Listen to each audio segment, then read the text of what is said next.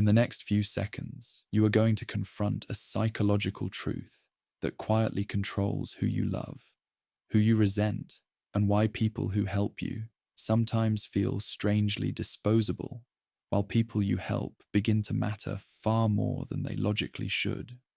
This is not about kindness, morality, or generosity, but about a hidden mental mechanism that rewires your emotions after your actions, often without your awareness. It explains why favors can create loyalty, why cruelty hardens the heart, and why the mind sometimes rewrites reality to protect itself from guilt. This mechanism is called the Ben Franklin effect, and it reveals something unsettling, which is that humans often do not help people because they like them, but begin to like people because they helped them. The disturbing implication is that your feelings may follow your behavior rather than guide it. The effect is named after Benjamin Franklin, who once observed that asking a rival for a small favor made that rival more friendly than receiving a favor from him ever did. This observation challenged the common assumption that affection precedes generosity. Instead, it suggested that generosity can manufacture affection after the fact. At first glance, this seems harmless, even hopeful, because it implies that helping others can build connection. But the deeper truth is more uncomfortable, because the same mechanism works in reverse.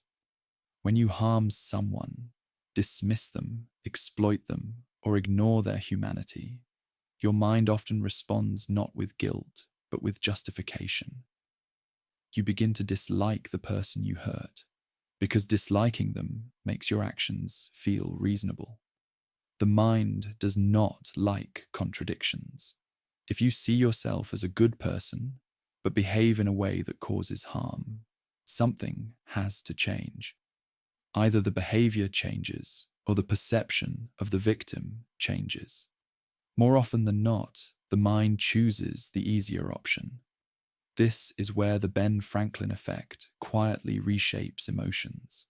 Helping someone forces the brain to answer an uncomfortable question, which is, why would I invest effort, time, or resources into someone I do not value?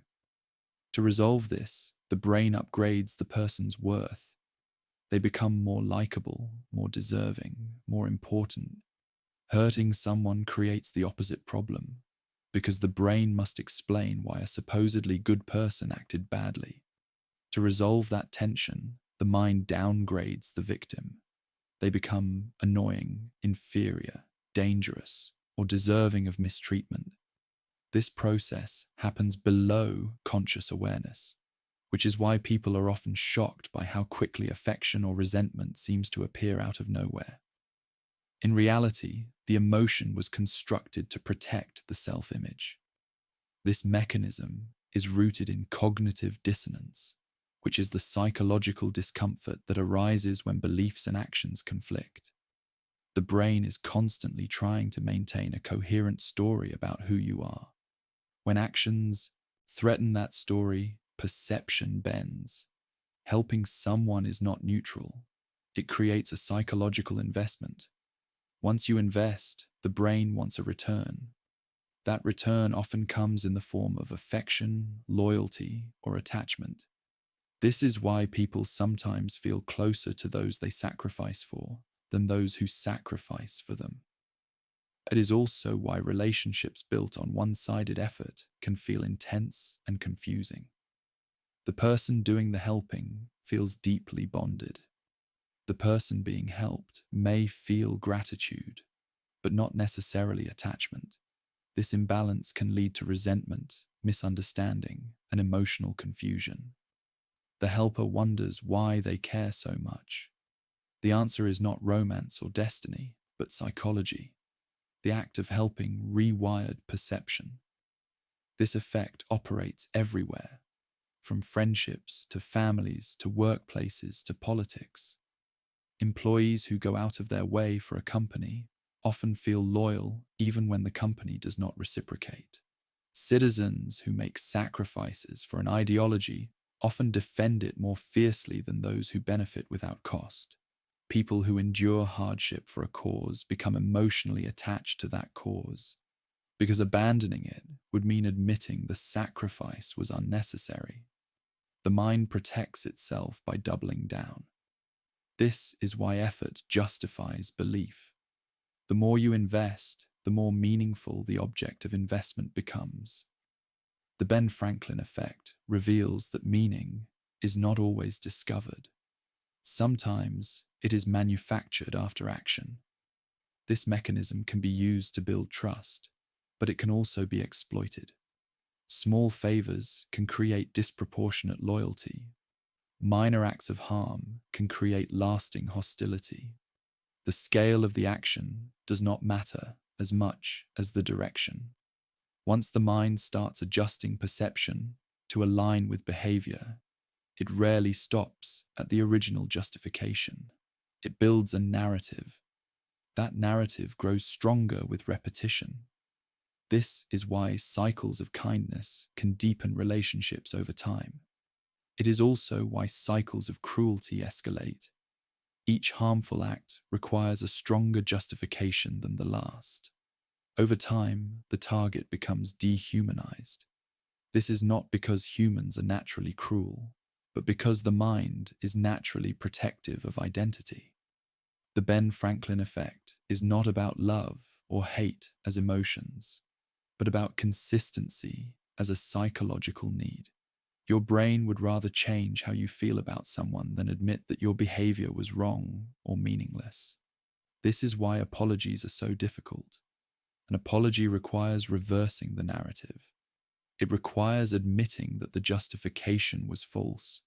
That admission threatens the self-concept.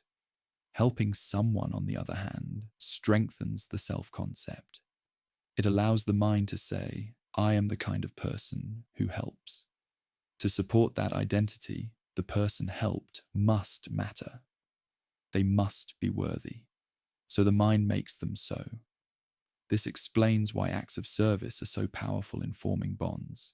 They are not just expressions of care. They are engines of attachment. But this also explains why people sometimes stay attached to relationships that drain them. They have invested too much effort to emotionally detach without experiencing dissonance. Leaving would mean confronting the possibility that the effort was misplaced. So the mind reframes the situation as meaningful, necessary, or inevitable.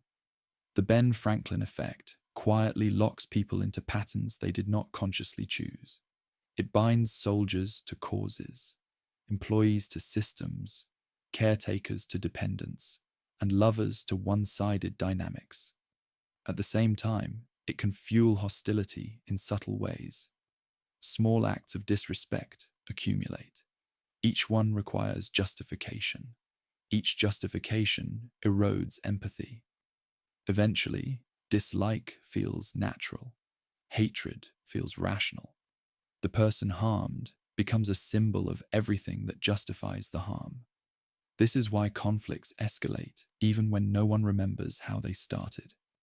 The initial action shaped perception. Perception shaped emotion. Emotion shaped future action. By the time people notice the hostility, the psychological machinery has already done its work.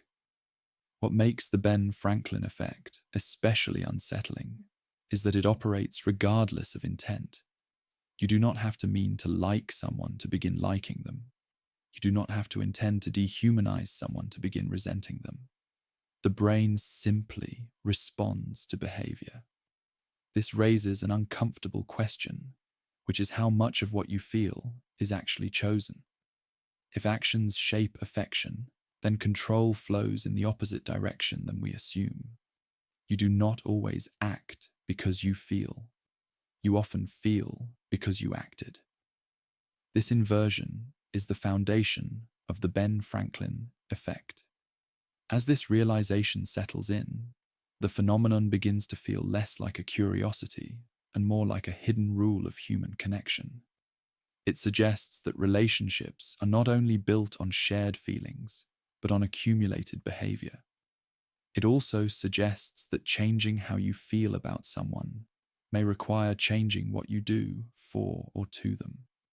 This insight leads directly into a deeper examination of how the brain rationalizes harm, why guilt often transforms into contempt, and how entire groups can be psychologically erased through repeated justification, which is exactly where the Ben Franklin effect becomes most dangerous and where the continuation into the next.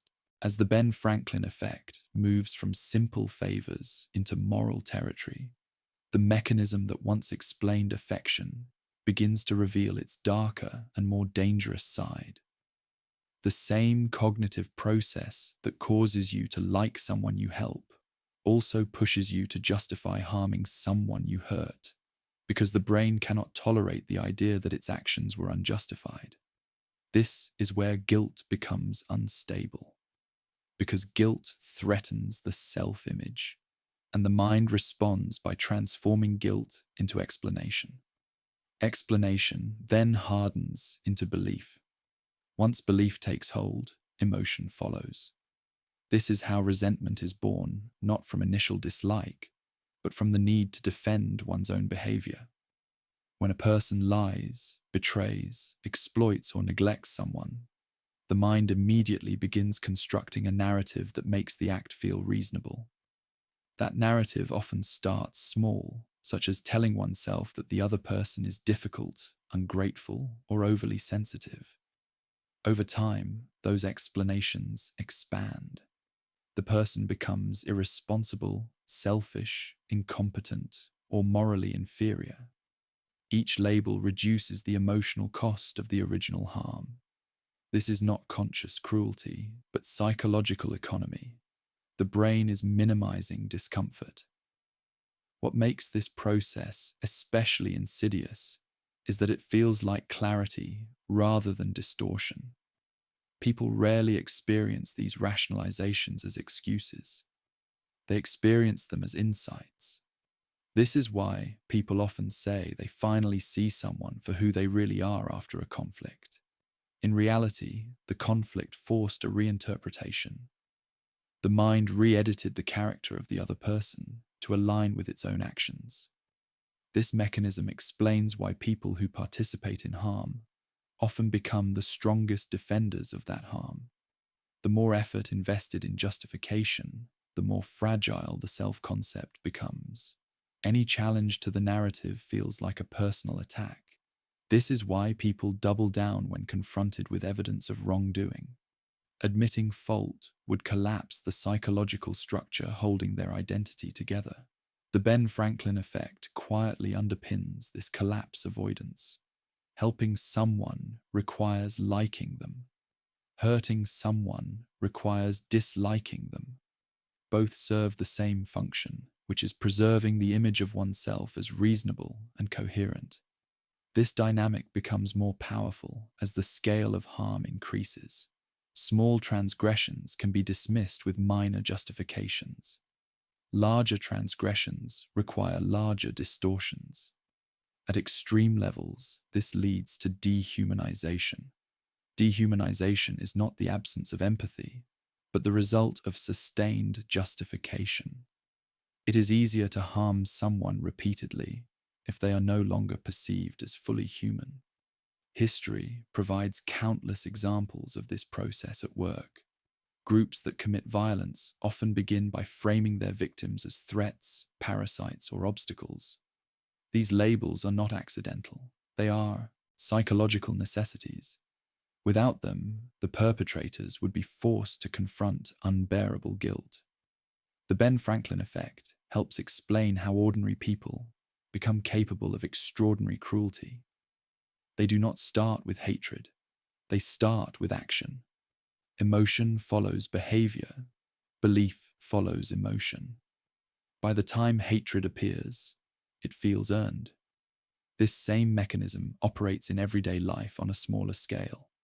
Workplace conflicts escalate because small acts of disrespect accumulate. Each act requires a story. Each story reshapes perception. Soon, colleagues are no longer seen as individuals, but as irritations, obstacles, or enemies. The original cause of the conflict fades, but the emotional residue remains. The mind remembers the justification, not the trigger. Relationships suffer from the same dynamic. When people neglect, betray, or emotionally withdraw, they often grow colder rather than remorseful. This confuses partners who expect guilt to lead to repair. Instead, the guilty party becomes distant or critical. The Ben Franklin effect explains this reversal. Repair would require acknowledging harm. Criticism protects the self-image. The mind chooses protection. This is why people sometimes feel less affection after hurting someone, even when they care deeply. The act of harm forced a psychological realignment. To feel good again, the mind must believe the harm was justified. This belief reshapes emotion. It is not that the person stops caring because they wanted to. They stop caring because caring would make the harm unbearable. This effect also explains why making amends can feel harder than walking away. Amends threaten the narrative.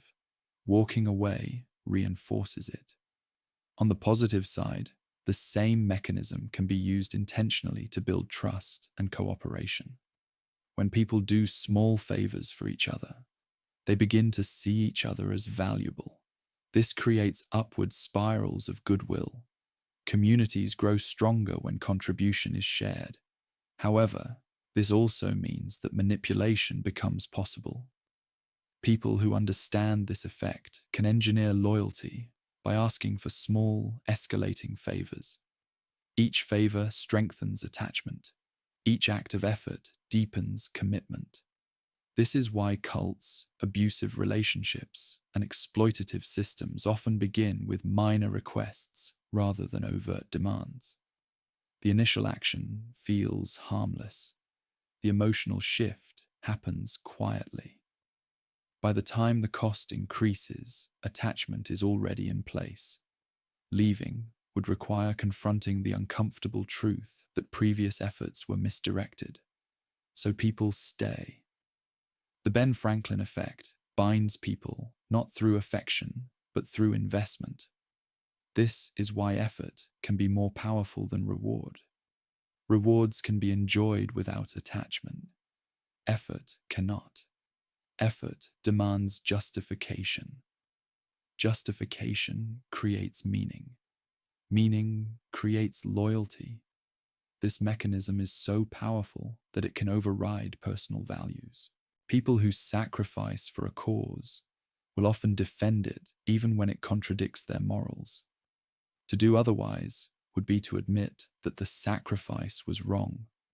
The mind protects itself by reshaping morality. What began as a psychological trick becomes an ethical trap. The Ben Franklin effect reveals that morality is not only about principles, but about consistency. People want to see themselves as good. When behavior threatens that identity, perception shifts. This is not weakness. It is wiring. Understanding this does not excuse harm, but it explains why harm persists. It also reveals why changing behavior is often more effective than arguing beliefs. Beliefs follow action. If you want to change how someone feels, you must change what they do. If you want to change how you feel, you must change how you act. This insight is both empowering and dangerous. It means that emotions are not as free as we think. They are often echoes of past behavior. As this realization deepens, a final question emerges, which is whether this mechanism can be consciously interrupted, reversed, or redirected without triggering defensiveness or denial, and whether understanding the Ben Franklin effect gives us a way to escape its darker consequences, or simply makes us more aware of how deeply we are shaped by what we do. A question that leads directly into the final and most practical implications explored in final section. As the final implications of the Ben Franklin effect come into focus, the most important realization is not that this mechanism exists, but that it can be consciously redirected once it is understood. Awareness does not remove the effect, but it changes how you interact with it. Instead of being passively shaped by past actions, you gain the ability to shape future emotions through deliberate behavior. This reverses the usual belief that you must feel differently before you can act differently. The Ben Franklin effect suggests the opposite, which is that acting differently is often the fastest way to feel differently. This insight has profound implications for repairing relationships, reducing resentment, and preventing moral disengagement. When people feel stuck in cycles of dislike or indifference, the problem is rarely a lack of insight. It is a lack of corrective action. Arguing, explaining, or demanding emotional change rarely works because emotion is downstream from behavior. Small acts of assistance, cooperation, or consideration can begin rewiring perception without confrontation. This does not mean tolerating harm or exploitation. It means recognizing that boundaries and behavior must change together. One of the most counterintuitive applications of the Ben Franklin effect is in conflict resolution. When two people resent each other, asking for a small favor can feel manipulative or humiliating. But psychologically, it can be transformative. Providing help forces the brain to reconcile action with belief. The mind begins searching for reasons why the other person deserved help. This reframing softens hostility. It does not erase conflict, but it creates psychological space for resolution. This is why mediated negotiations often include cooperative tasks rather than debates. Shared effort builds shared perception. The effect also explains why apologies alone often fail. An apology changes words, but not behavior. Without corrective action, the mind has no reason to revise its narrative. Repair requires behavior that contradicts past justification. This is uncomfortable because it triggers dissonance. But dissonance is the gateway to change. When someone begins acting kindly toward a person they previously harmed, the old narrative becomes unstable. The brain must update its story. Over time, emotion follows. This process is slow, but it is real. It is also why forgiveness is not a feeling that appears on command. It is an outcome of sustained behavior. People often wait to feel forgiving before acting generously. The Ben Franklin effect suggests that generosity may need to come first. This does not mean suppressing anger or denying harm. It means choosing actions that move perception in a healthier direction. On a personal level, this insight can be unsettling. It implies that some of your strongest attachments may be the result of effort rather than compatibility. It also implies that some of your deepest resentments may be the result of unresolved actions rather than inherent flaws in others. This does not invalidate the emotion, but it explains its origin. Understanding the origin gives you options. You can ask yourself whether your feelings reflect who someone truly is or what you have done in relation to them. This question alone can disrupt automatic narratives. The Ben Franklin effect also provides clarity around self-respect and boundaries. When you repeatedly help someone who does not reciprocate, your attachment may deepen even as your satisfaction declines. The effort creates emotional investment. Without mutuality, this investment becomes painful. Recognizing this can prevent people from confusing effort with love. You may care deeply, not because the relationship is healthy, but because you have invested heavily. This realization can be liberating. It allows you to reassess attachment without self-blame. You are not weak. You are human. The same mechanism explains why leaving exploitative systems is so difficult. People who have sacrificed time, energy, or identity for a system feel compelled to defend it. Leaving would require acknowledging that the sacrifice did not yield what it promised. This acknowledgement threatens the self-concept. Understanding the Ben Franklin effect can soften this threat. It reframes leaving not as failure, but as updating behavior based on new information. This reduces the need for justification. On a societal level, this insight is equally powerful. Reducing polarization requires changing how groups act toward each other, not just how they talk about each other. Shared projects, mutual aid, and cooperative goals can reduce hostility more effectively than ideological debate. Behavior changes perception. Perception changes emotion. Emotion changes belief. This sequence cannot be reversed by argument alone. The Ben Franklin effect explains why propaganda often focuses on action rather than persuasion. Getting people to participate creates buy-in. Participation creates attachment. Attachment creates loyalty. Understanding this helps inoculate against manipulation. When you are asked to make a small sacrifice, it is worth asking what emotional investment that sacrifice may create. This does not mean refusing all effort. It means choosing effort consciously. Effort is never neutral. It shapes how you feel about what you do it for. This awareness restores agency. You may not control every emotion, but you can influence the behaviors that feed them. Perhaps the most profound implication of the Ben Franklin effect is that kindness is not just an expression of who you are, but a way of becoming who you want to be. By choosing how you act, you participate in shaping your own emotional landscape. This makes responsibility both heavier and lighter. Heavier because your actions matter more than you think. Lighter because change is possible without waiting for feelings to catch up. The Ben Franklin effect does not promise easy solutions.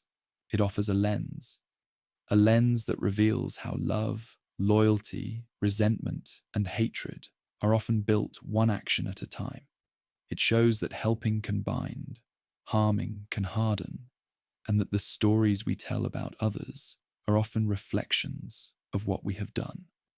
In the end, the effect is not about Benjamin Franklin, favors, or clever social tricks. It is about the mind's relentless need to see itself as coherent. When behavior and belief align, the mind feels safe. When they do not, the mind reshapes reality. Understanding this gives you a choice. You can allow past actions to quietly dictate your emotions, or you can choose future actions that create the emotions you want to live with. Because whether you realize it or not, you are always teaching your brain who matters, who deserves care, and who does not. Not through what you think, but through what you do. Thanks for watching. If you found this video helpful or eye-opening, make sure to hit the like button. It really helps the channel grow.